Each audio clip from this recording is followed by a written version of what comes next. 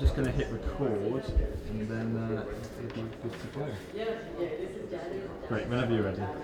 Okay, so welcome to the Commonwealth Ministerial Panel, and we're talking about forging collaborative tourism initiatives within the Commonwealth. And joining me today is the Honourable Mrs. Nabeela Tunis, the Minister of Tourism and Cultural Affairs of Sierra Leone, thank you, and the Honourable Edmund Bartlett, the Minister of Tourism for Jamaica. Thank you for joining us. Thank you very much. So, the Commonwealth has some very impressive statistics. 54 countries across 5 continents, collectively representing 2.4 billion people. That's a third of the global population. And with a combined GDP of approximately $10 trillion. So my question is, why is it not a bigger global power when it comes to tourism?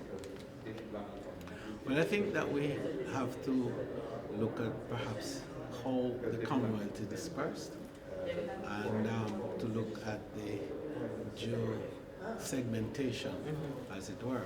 There's Africa, which has about 27, I believe, countries.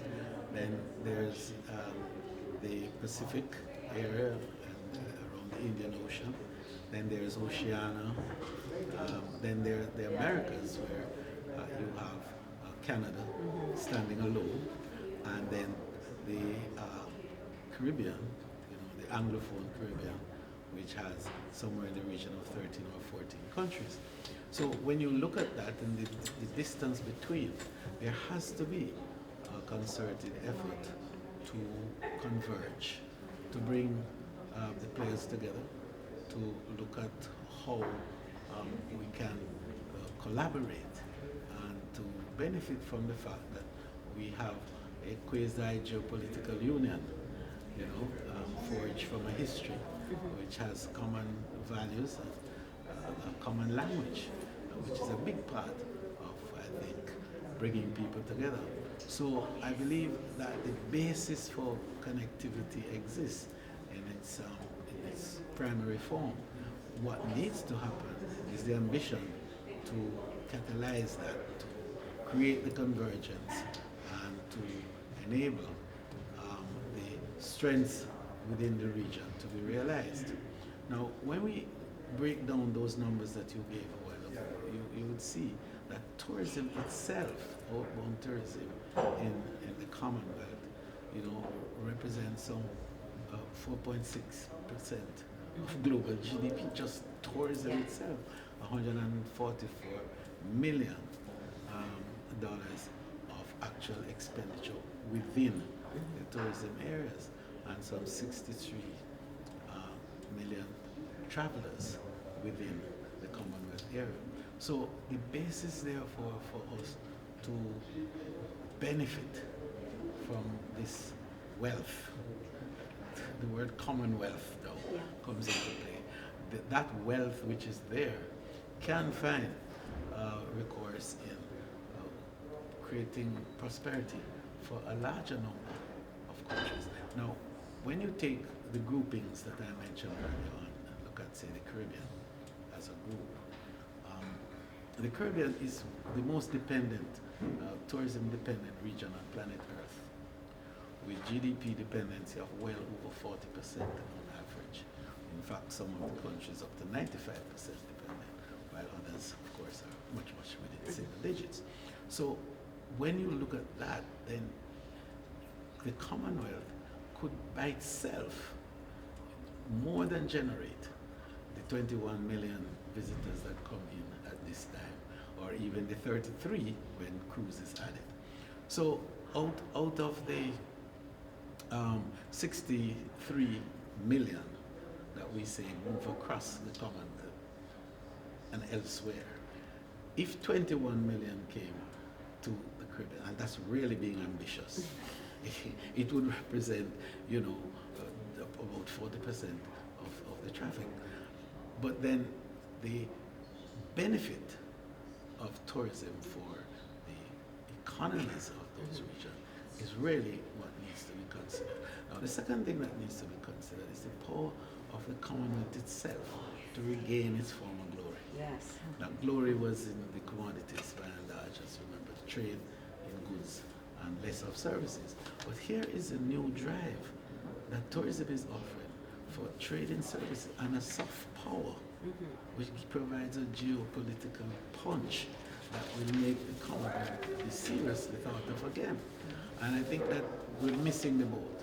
But there are some other things that we have to look at in terms now of how do we make that happen. One of the big areas, of course, is visitor facilitation. How do we enable that connectivity? Open skies agreement. We need to look at how we can rationalize border arrangements, remove visa restrictions, and then to look at investment in a number of areas, including the supply side of tourism that we spoke about this morning. Because the real wealth of tourism, particularly for small destinations like us in the Caribbean, is on the supply side. Because the experience that is consumed by the visitor has to be owned by the destination. Yeah. And so the enablement of this is what will make sure that the wealth of tourism stays in the destination. So the Commonwealth, with its history of shared values in so many areas, shared languages, even the literature is pretty much across the board. Our education system is derived, our legal system, our political systems. And that level of congruence can be, I think, leverage for economic power and for soft power in the region. Definitely. You use the word leverage. Minister Tunis, do you think leverage could definitely help Africa and a country like Sierra Leone if you could leverage the Commonwealth and its power? What do you think? Do you think what needs to be done to help you? I really feel that, again, when you have platforms like these are platforms that could help, build capacities across the entire continent. And the Commonwealth does exist with shared values across member states. Tourism now has become a very strong force.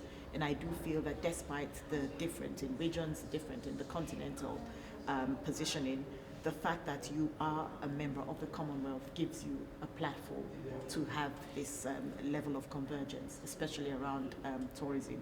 And like was mentioned earlier, what do we have to do about lifting restrictions? Because if you do remember, many years ago, we didn't have these barriers and borders across the countries. So if you want to really enhance travel, you want to ensure that countries are brought up to a certain level where you do enjoy the tourism offerings that the Commonwealth countries have to offer, then definitely there needs to be some serious thinking into how can we manage the restrictions better.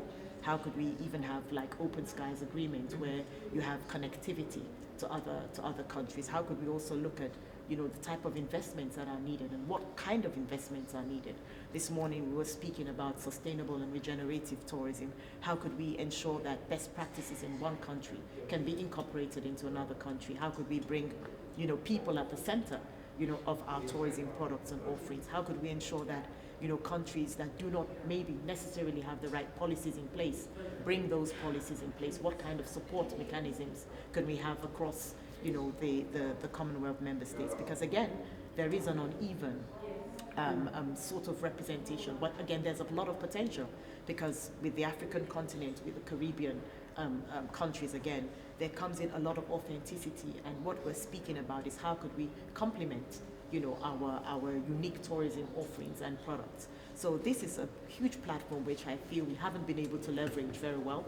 But again, now that the conversation has started, I feel there's an opportunity for us to delve deeper into the conversations and not be basically daunted by some of the differences in terms of our policies and structures and where we stand, but that could be used as an opportunity to support other smaller member states. And the Commonwealth does have a couple of programs that people have not been able to access, so probably sharing the information as well and improving communication among these countries, especially regarding tourism, would help. Because again, another thing that we need to look at is the aspect of peace as well and what role it plays in advancing progress as well on the SDGs.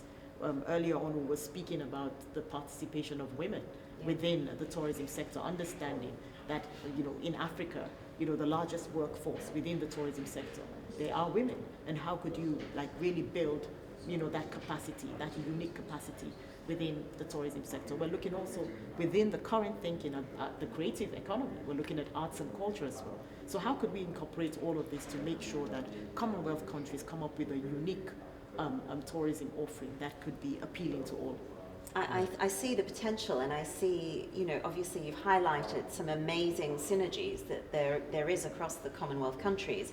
But my question to you, and I'm playing devil's advocate, is this happening in practice? Are these conversations happening? Because for me, I see the Commonwealth as big nations like Canada, Australia, New Zealand. I can't see them lifting their visa restrictions or open skies, or perhaps open skies might be a different thing, because that will bring in better tourism and tourists.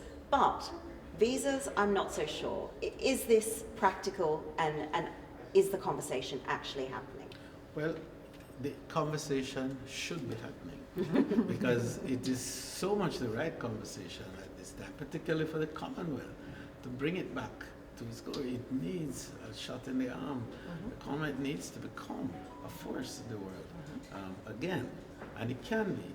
And I dare say that tourism is a perfect vehicle to enable this. So what it offers more than anything is a level of shared responsibility for the development of each other, as I believe we had many years ago. So training and developing of human capital, which is at the heart of the capacity of people to add value and to do more and to innovate and to create new and exciting. The issues of how technology today is enabling a level of connectivity that is unprecedented. So it no longer is an issue from Australia to Jamaica.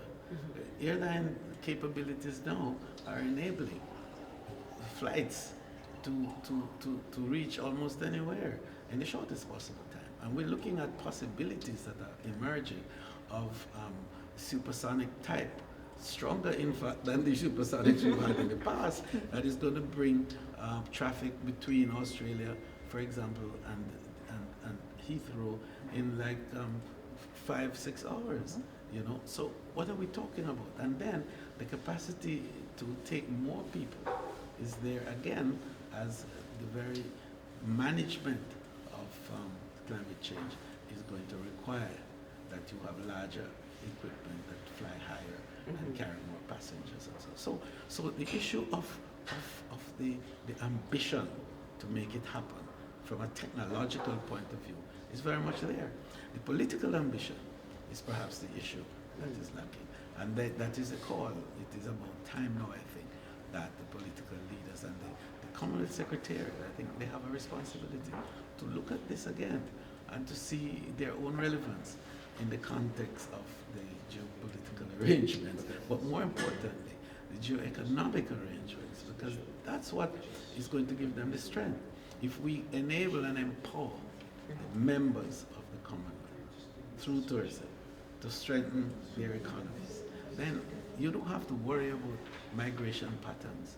You don't have to worry about visas, because nobody is going to be wanting to stay in your country more than is necessary, because things are good in their own country. So there's this whole business of shared development which enables each of us to give a better account of ourselves and to be less dependent on each other. Great. So I think we're running out of time, but just finally, how do we make this happen? What needs to happen? Right. So I think firstly, and I'm sorry to try to dominate. No, it's okay. It's all right. But I think first of all, the Commonwealth Secretary needs to take a strong position on this. I think also that His Majesty might very well have an interest in this, because he's been talking about a stronger Commonwealth, and this is definitely an area to look at that can replace the commodity fallout which had characterized the relationship in the Commonwealth countries. Here is an obvious lever that can be utilized immediately. It has the greatest potential for the fastest, what I call convertibility of the dollar. The minute the plane flies into a destination, the dollar goes, and it reaches the pockets of the ordinary person. The minute the cruise ship comes into the port, similarly. So this is perhaps the fastest and quickest way to transfer wealth among peoples across the world, peacefully, with enjoyment, with happiness, with satisfaction, and with a sense of accomplishment. Great. Minister Tunis, what would you like to see happen? I feel where there's a will, there's a way, and now the onus is on the Commonwealth Secretariat to make the right, I would say, not decisions basically, because the decision is really with them. I believe that they're thinking very strongly about, how can we leverage on the platform to advance tourism itself and to bring us all closer as Commonwealth countries. And it's not that it's something that is new, it happened in the past. So probably what they need to really think about is how can this be incorporated and how can we ensure that Commonwealth really addresses the issues of the ordinary people using tourism as a conduit. So the conversation starts now. We've started it already and we're looking forward to having several discussions so that we can clear this up. Thank you very much. Thank you very much. Thank you. Thank you. What? Yes. They have to go. Thank you so very